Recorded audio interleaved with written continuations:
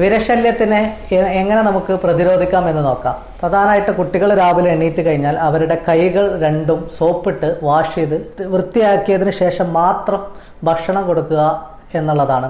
അതുപോലെ മറ്റ് സമയത്തും ഭക്ഷണം കൊടുക്കുന്ന സമയത്ത് കുട്ടികൾ മണ്ണിലൊക്കെ മാന്തി വന്ന് ഭക്ഷണം കഴിക്കുമല്ലോ, ആ സമയത്ത് നമ്മൾ എന്ത് ചെയ്യുക, കൈകൾ വൃത്തിയാക്കിയതിന് ശേഷം മാത്രം ഭക്ഷണം കൊടുക്കാൻ വേണ്ടി ശ്രദ്ധിക്കുക. രണ്ടാമത്, വൈകുന്നേര സമയത്ത് കുട്ടികളുടെ മലദ്വാരത്തിൻ്റെ ഭാഗത്ത് ഓയിലി ആയിട്ടുള്ള സബ്സ്റ്റൻസ്, അത് കോക്കനട്ട് ഓയിൽ, നമ്മുടെ നാട്ടിലുള്ള വെളിച്ചെണ്ണ പോലെയുള്ളവ പുരട്ടി കൊടുക്കുക.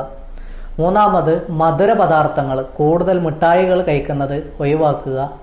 നാലാമത്, പപ്പായ പോലുള്ളവ നന്നായിട്ട് കഴിക്കുക. അത് വിരശല്യം കുറക്കുന്നതിന് കാരണമാവാറുണ്ട്. വിരശല്യം ഒരു വീട്ടിൽ ഒരു കുട്ടിക്ക് വന്നാൽ അടുത്ത കുട്ടിക്കും അതുപോലെ തന്നെ ഇത് കാണാറുണ്ട്. കാരണം ഇവരെല്ലാവരും ഒരേ ബെഡിൽ കിടന്നുറങ്ങുന്നതുകൊണ്ട് തന്നെ ബെഡ്ഷീറ്റിൽ ഇതിൻ്റെ മുട്ടകൾ ഉണ്ടാവുകയും മറ്റു കുട്ടികൾക്കും ഇത് ബെഡ്ഷീറ്റിൽ നിന്ന് അവരുടെ നഖത്തിനടിയിൽ കയറി ഇതിൻ്റെ മുട്ട വയറ്റിലെത്തി അങ്ങനെ വിരശല്യം ആ വീട്ടിലുള്ള വലിയവർക്കും അതുപോലെ കുട്ടികൾക്കും ഒരുപോലെ കാണപ്പെടാറുണ്ട്. അതുകൊണ്ട് തന്നെ ആഴ്ചയിൽ ഒരു 2 തവണയെങ്കിലും നമ്മുടെ ബെഡ്ഷീറ്റ് കൃത്യമായിട്ട് വാഷ് ചെയ്യുന്നുണ്ട് എന്ന് ഉറപ്പുവരുത്തുക.